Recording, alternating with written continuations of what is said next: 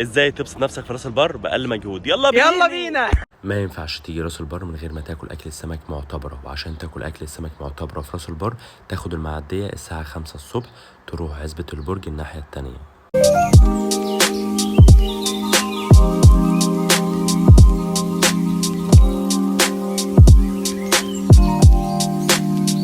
اول ما بتنزل عزبه البرج بتلاقي مزادات سمك وتجار بيشتروا وملناش دعوه بيهم.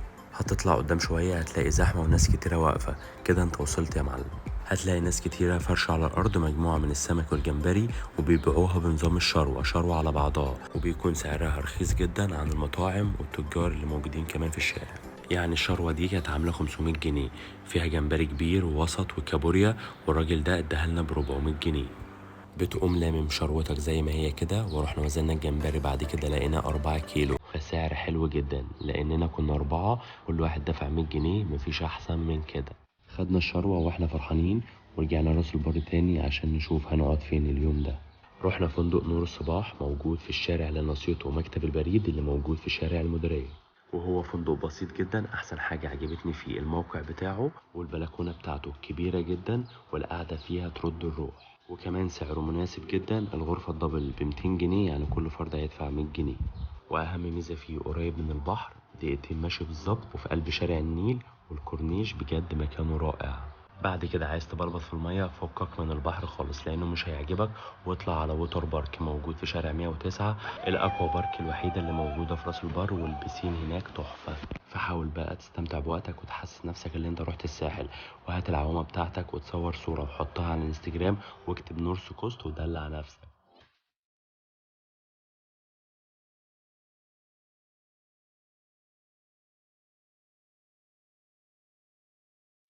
بعد ما خلصنا رحنا على السوق وخدنا السمك اللي جبناه الصبح، ورحنا على مطعم علاء الدين عشان نسويه.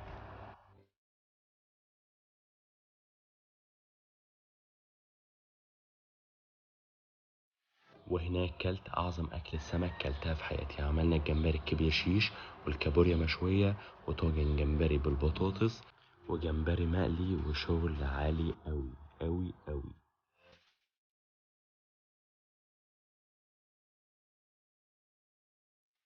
ولما يكون معكم واحد صاحبكم عاق ما بيحبش السمك، تاخدوه وتاكلوه فطير، لان الفطير هناك جامد.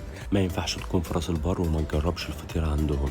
اشهر حاجه هناك اصلا السمك والفطير والمشبك. وعشان تهضم الاكله دي تاخد بعضك وتطلع على ممشى اهل راس البر. هناك بقى هتلاقي الجو تحفه، وتتمشى لحد اللسان وتقعد هناك للمغرب، وبالليل تروح الفود كورت اللي موجود على اللسان، ومفيش مشكله تكافئ نفسك وتتعشى عند بافلو برجر. واخر حاجه تختم بيها يومك ايس كريم من فروستي موجود برضو في الفود كورت اللي على اللسان، تاخده وتتمشى في شارع النيل للفجر.